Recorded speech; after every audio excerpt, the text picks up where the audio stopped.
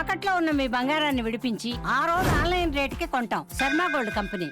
నమస్తే, welcome to Suman TV. నేను పద్మిని. రేపటి పంచాంగాన్ని, రేపటి రోజుకున్నటువంటి వైశిష్ట్యాన్ని ఇప్పుడు చూద్దాం. రేపు 31వ తారీఖు అక్టోబర్ నెల 2025వ సంవత్సరం శుక్రవారం. శ్రీ విశ్వావసునామ సంవత్సరం దక్షిణాయనం శరత్ ఋతువు. రేపు కార్తీక శుక్లపక్ష నవమి తిథి ఉదయం 10 గంటల 3 నిమిషాల వరకు, తదుపరి దశమి తిథి. ధనిష్ట నక్షత్రం సాయంత్రం 6 గంటల 51 నిమిషాల వరకు, తదుపరి శతభిష నక్షత్రం. గండ యోగం ఉదయం 6 గంటల 16 నిమిషాల వరకు, వృద్ధి యోగం రాత్రి 4 గంటల 32 నిమిషాల వరకు, కౌలవ కరణం ఉదయం 10 గంటల 3 నిమిషాల వరకు, తదుపరి తైతల కరణం రాత్రి 9 గంటల 43 నిమిషాల వరకు ఉంటాయి.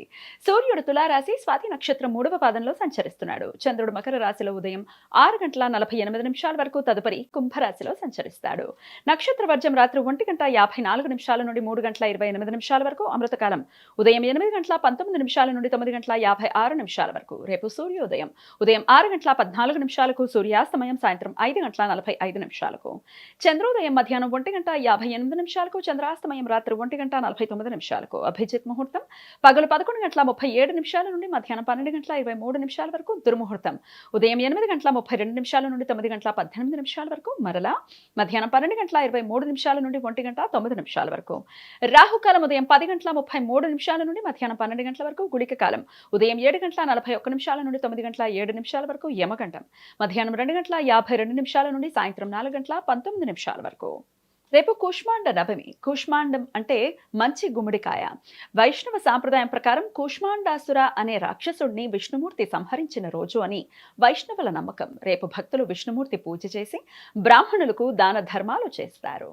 శాక్తేయ సాంప్రదాయం ప్రకారం కూష్మాండీ దేవి దుర్గాదేవి 4వ అవతారం. కూష్మాండీ దేవి 8 చేతులు కలిగి సింహంపై కూర్చున్నట్లుగా ఒక్కో చేతిలో కమండలం, విల్లు, బాణం, కమలం పువ్వు, అమృత భాండం, చక్రం, గద, జపమాల పట్టుకుని ఉండి అష్టసిద్ధులను నవసిద్ధులను ప్రసాదించే రూపమని రూప వర్ణన. భక్తులు తమ జీవితంలో ఎదురయ్యే కష్ట నష్టాలను అధిగమించడానికి రేపు కూష్మాండీ దేవి పూజ చేస్తారు. రేపు అమల నవమి. రేపు భక్తులు ఉసిరి చెట్టును పూజిస్తారు. విష్ణు త్రిరాత్రి వ్రతం రేపు ప్రారంభమవుతుంది. 3 రోజుల పాటు కొనసాగే ఈ వ్రతం తులసి వివాహంతో ముగుస్తుంది. ఈ 3 రోజులు భక్తులు తులసి చెట్టు దగ్గర విష్ణుమూర్తి ప్రతిమను ఉంచి ప్రత్యేక పూజలు చేస్తారు. ఆఖరి రోజున పూజ అనంతరం బ్రాహ్మణులకు కానుకలతో పాటుగా విష్ణుమూర్తి విగ్రహాన్ని దానం చేస్తారు. రేపు అక్షయ నవమి. దేవోత్తన ఏకాదశికి 2 రోజుల ముందు ఈ వ్రతం ఆచరిస్తారు. ఇదే రోజు కృతయుగాది, కృతయుగం ప్రారంభం అయిన రోజు. ప్రతి యుగాది రోజున పితృదేవతలకు తర్పణాలు వదలటం, దాన ధర్మాలు చేయటం సాంప్రదాయం. అక్షయ నవమి రోజున చేసే దాన ధర్మాలు ఈ జన్మలోనే కాకుండా మరు జన్మలో కూడా పుణ్య ఫలితాలను ఇస్తాయని భక్తుల విశ్వాసం. రేపు జగద్ధాత్రి పూజ. జగద్ధాత్రి అంటే జగత్తును అంతటినీ పరిపాలించే శక్తి అని అర్థం.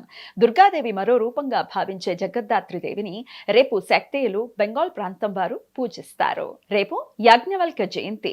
కార్తీక శుక్లపక్ష దశమి రోజు యాజ్ఞవల్క్య జయంతి జరుపుకుంటారు. కొన్ని సాంప్రదాయాల ప్రకారం కార్తీక శుక్లపక్ష ద్వాదశి, యోగీశ్వర ద్వాదశి రోజున, మరికొన్ని సాంప్రదాయాలలో ఫాల్గుణ శుక్లపక్ష పంచమి రోజున యాజ్ఞవల్క్య జయంతి జరుపుకుంటారు.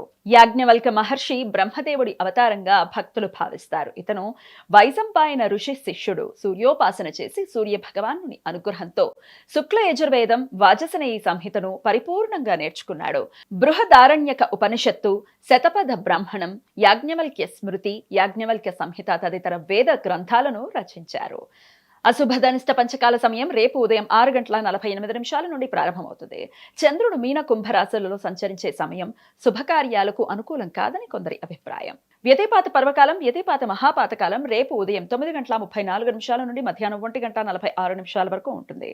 రవిచంద్ర గ్రహాల మధ్య పారలల్ ఆస్పెక్ట్. రవిచంద్ర గ్రహ క్రాంతులు దక్షిణం వైపు ఒకే 14 డిగ్రీల 12 నిమిషాలకి చేరుకోవడంతో రేపు పగలు 11 గంటల 38 నిమిషాలకి ఇది ఏర్పడుతుంది.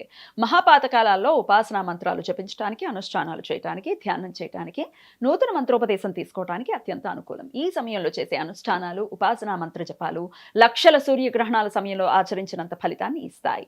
ఈ సమయం శుభకార్యాలకు అనుకూలం కాదు.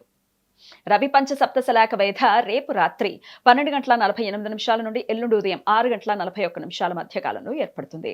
రవిగ్రహం స్వాతి నక్షత్రం 3వ పాదంలో సంచరించే సమయంలో చంద్రుడు శతభిష నక్షత్రం 2వ పాదంలో ఉన్నప్పుడు ఈ వేధ ఏర్పడుతుంది. ఈ సమయంలో శుభకార్యాలు చేయడానికి అనుకూలం కాదు.